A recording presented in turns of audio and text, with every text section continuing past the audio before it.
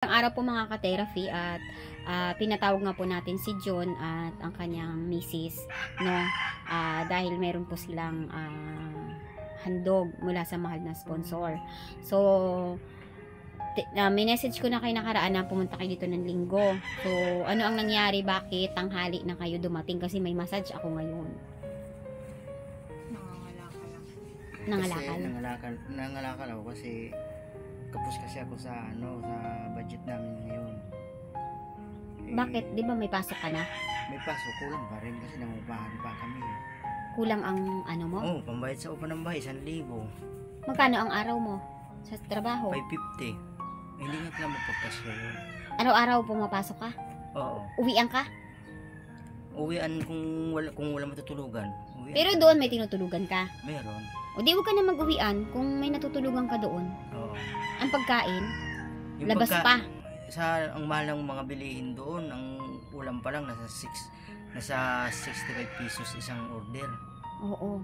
Ay ang kanin 15 pesos, magpakasya. Kung kakain ka ng sa isang araw, 2 order na kanin, sa tanghali, 2 order na kanin, sa gabi, 2 order na kanin, di sa 15, di 45. Hindi. 3,690 agad sa kanin sa isang araw. Kasi isang order na kanin. Kaya nga, 2 order yun. Tapos ang ulam, magkano inaabot ng ulam mo? 65. 65 isang kainan. Eh kung 3 kain yun, 6, 12, 18. 180 plus 90. Ang linis mo, wala pang 300. Eh kung magmimerinda ka pa, wala matitira. Kaya ang ginagawa ko, yung ulam, pinagdadalawang ulam ko na lang pa makatipid. Parang wala ka rin namang kikitain dyan.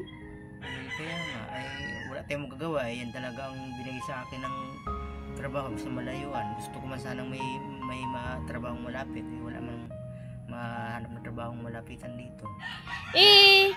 Di ba dati nangangalakal ka? Kumikita ka ba sa pangangalakal? Ang kadalasan kinikita ko yan, pinakamalaki ng 200. Sa pangangalakal? Pahirapan ko yun, namumulot na ako ng mga bakal-bakal, mga plastic, mga butil, ganyan.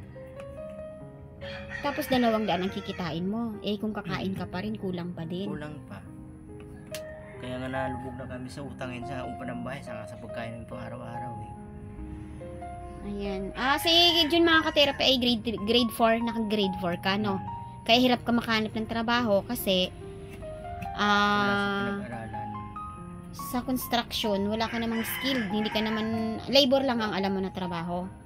Mayroon sana, kaya lang hindi pa ako pwede ipasa sa lalo tula pang mga mga gamit. Wala kang mga gamit sa construction. Pero bakit may alam ka bang trabaho sa construction na maliban sa labor? Magmamason. Marunong ka na magmason? Palitada. Marunong ka na noon? Oo. Kaya lang hindi ako pinupursigayin ng iba. Baka magkamali ako sa ginagawa ko. Hindi ka pahasa. Hindi ka pahasa. Labor ka talaga. So, ang pasok mo ay isang Lunes hanggang Sabado. Anong ginagawa mo kapag araw ng Linggo? Ayun, nangangalakal na lang para may makain kami araw-araw. Kumita ka ba sa kalakal kanina? Mga 200 lang. Kumita ka ng 200? Ilang oras na pangangalakal yun? Mga hanggang alas 11. Alas 11 ng umaga? Mula hanggang alas 7 ng... Ano yung nag-iikot-ikot ka? Nag-iikot-ikot ka? Oo. Ha? Hindi ko alam. Hindi ko alam. Walang... Babalik yun. Ayan. So, ang hirap din pala ng buhay nyo. Ilang buwan na kayo hindi nakakaupa ng bahay? Mga 3 na. Magkano ba ang upa nyo sa bahay? 1,000. 1,000. Ang tubig bukod pa. Ang tubig, magkano ba tubig nun, be? 5 pesos. Umiigib lang kayo? May balon doon? Balon ba kayo doon? Oo. Naguhos kayo? Ano ang... si Aileen, ano? Di ba nabalian ka ng kamay? Mula nun, hindi ka na nagtrabaho? Hindi na. Patingin ang kamay mo din. Na-dislocate na ba yan? Hindi na yan pwede magbuhat na. Na-dislocate mga ka-therapy. Tingnan nga natin. Tingin. Maga pa Oo, namamaga. Hindi nga na pwede yan. Pero nabaluktot mo? Inaano ko na. Itaas mo nga. Inaano Yung ko. pinakamataas niya. Abutin mo yung likod ng ulo mo. Naabot ko naman. Ibig sabihin, dislocate ka lang dito. Hindi ka bali. No? Mm. Pero hindi na yung pwede magbuhat ng mabigat. Hindi na. Ay. Tumikot siya. Ano na pag lang? nabubuhat. lang ang ikaw kung wala ka natutulong kay John ngayon, wala kang hanap buhay simula nung nadisgrasya ka. Hindi, ang tutulong ko lang sa bahay lang ako maglinis.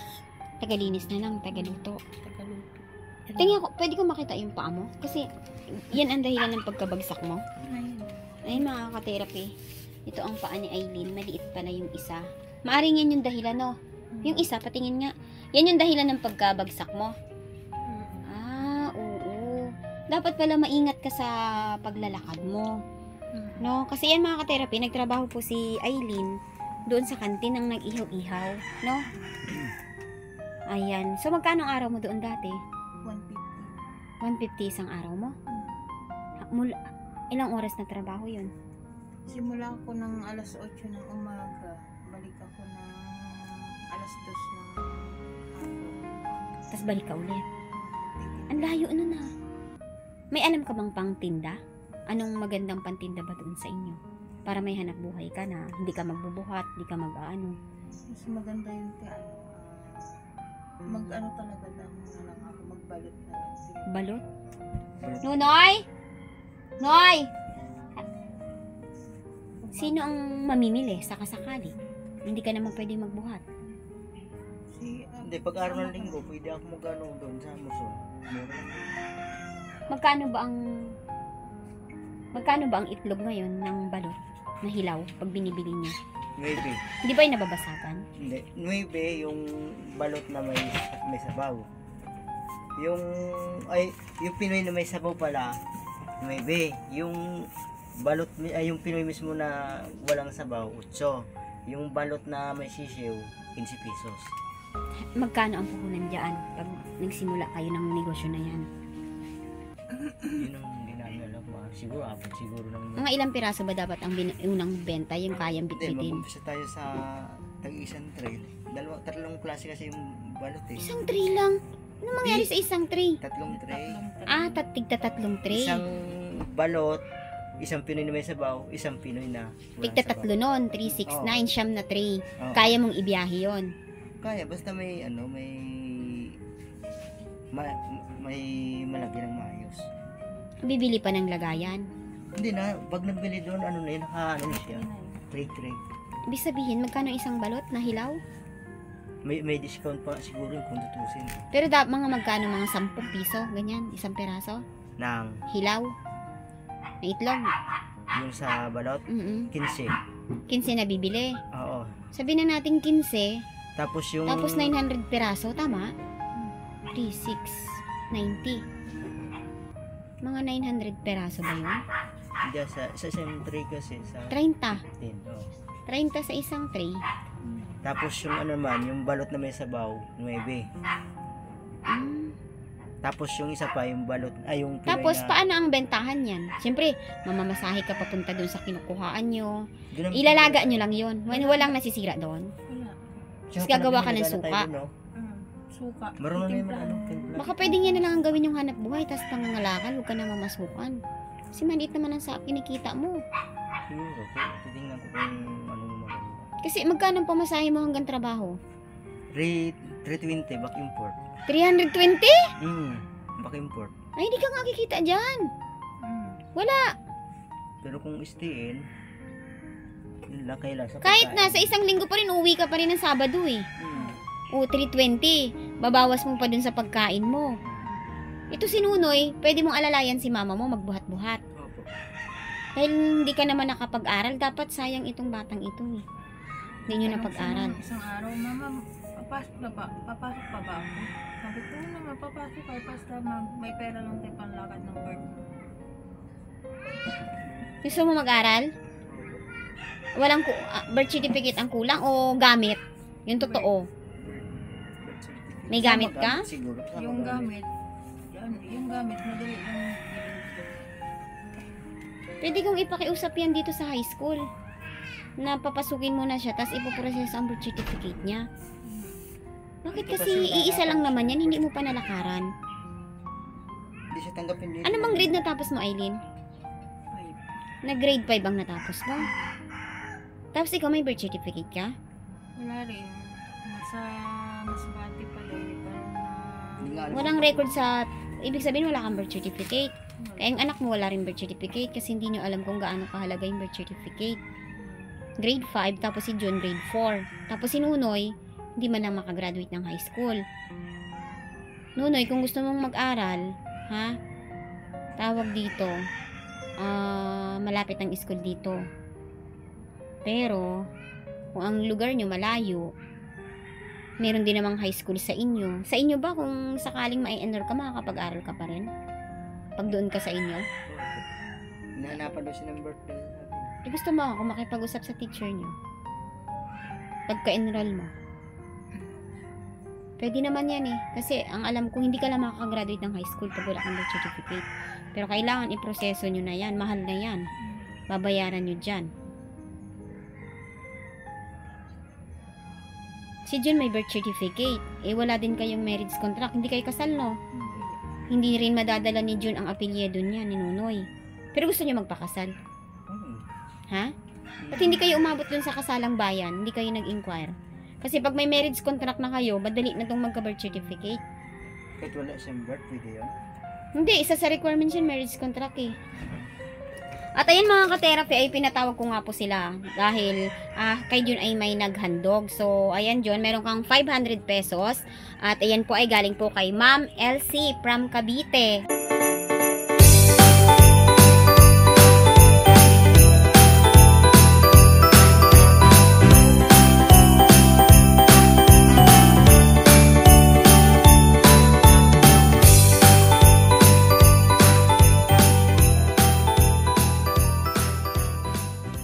Ayan ma'am, maraming salamat po ma'am sa inyo pong gininto ang puso at ikaw po ay nahabag po sa kalagayan ni John. So, yan John, dagdag mo muna sa pamasahin nyo, no? Paano ang bigas nyo pala doon sa bahay nyo? Ha? Yung parang problema doon eh. Wala rin kayong bigas? Eh magkano ba naiuwi mong sweldo? 1,000 lang. Ay, pinambayad din naman sa utang. 1,000 lang? Okay, maraming gastos. Kasi nung nakaraan, pinadala ko naman siya ng 650. Ipadala ka. Anong ginamitan mo ng 650 len? Binili ko ng bigas ng tapos naubos ulit yung bigas. Binili ulit ko ng 2 kilo. Kasi iba, nagbili ng ulam. Nagbayad ako sa ibang Hirap-hirap naman ang buhay nyo. Wala pa kayong, isinunoy pa lang ang nyo. Sa bagay, ito si Nunoy, malakas na to kumain si Nunoy, no? Noy. Kasi binata na, ilang taong ka na, Noy? 15. So, nahihirapan ka ngayon dyan sa buhay mo? John, hirap ka? Saan kang parte nahihirapan?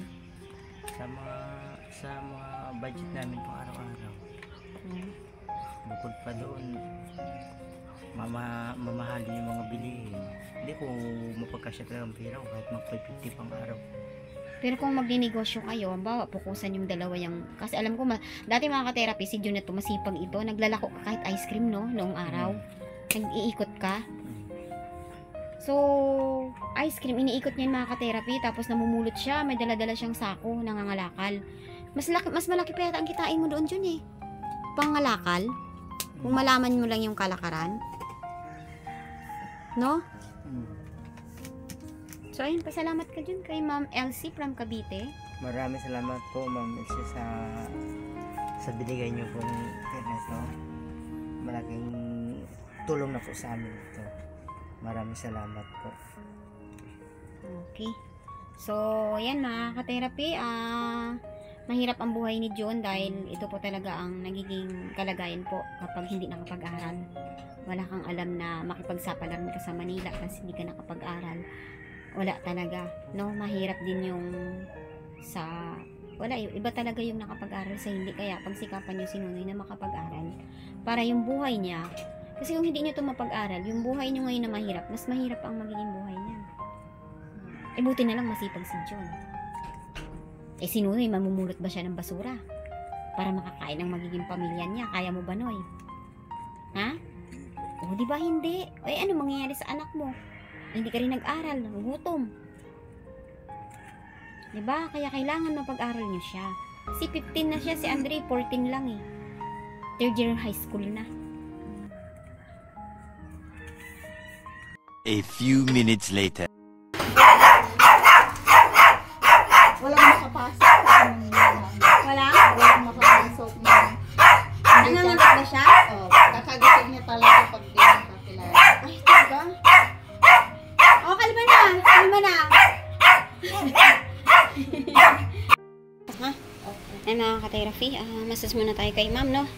Sideline muna tayo, no? Buti at nagpatawag si madam. Ayan, may pamasahe tayo bukas doon sa ating training. Ayan, lagyan mo natin ng hot compress. Tapos full body massage po natin si ma'am. So, ito ay regular client na natin silang pamilya. No? Nakaraan pa to si ma'am nagbubok eh. Kaya lang din natin maisingit dahil madalas traffic. Ang gabi na tayo nakauwi. Ayan, simulan na natin. Salamat kay ma'am at meron tayong pandagdag sa ating bukas na pamasahe sa pagpunta sa training po. 1 hour later. Ayan mga ka-therapy, natapos na tayo mag-massage at ayan, makita natin si John. Nangalakal ka, John? Ano mo kina yan? Doon sa ano, malapit na tatay dyan. Sa? Malapit doon ka na tatay dyan. Ay, galing ka doon? Nag-ano lang ako, ikot-ikot lang ako, tapos dumaan lang ako doon. Malinis naman doon? Oo. Nakita ka nila, Ate Angelica? Oo. Ano sabi niya sa'yo? Wala naman, tapos sabi ko, mamaya balik na lang kami nila. Magkano kayong kitain mo dyan? Oh, wala pa to sa 10 piso lang.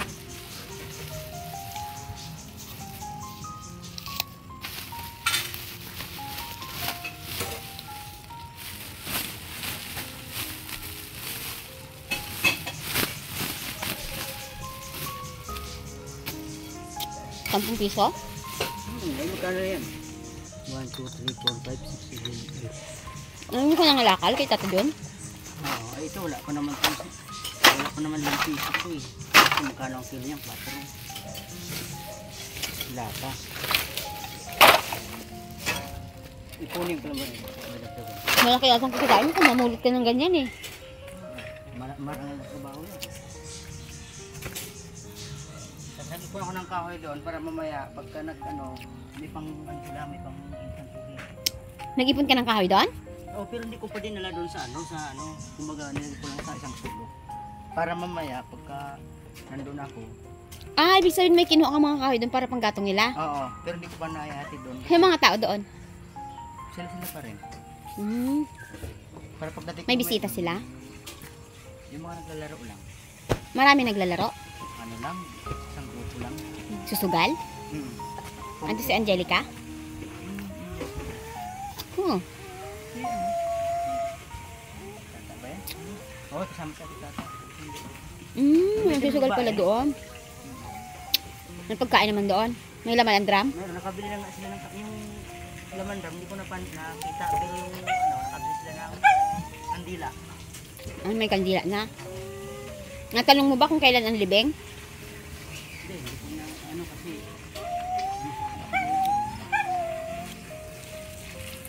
Okay. Ayan, punta tayo doon mamaya mga ka-therapy ay mamimili lang muna tayo ng ng budget dito sa bahay kasi magte-training po tayo ng walang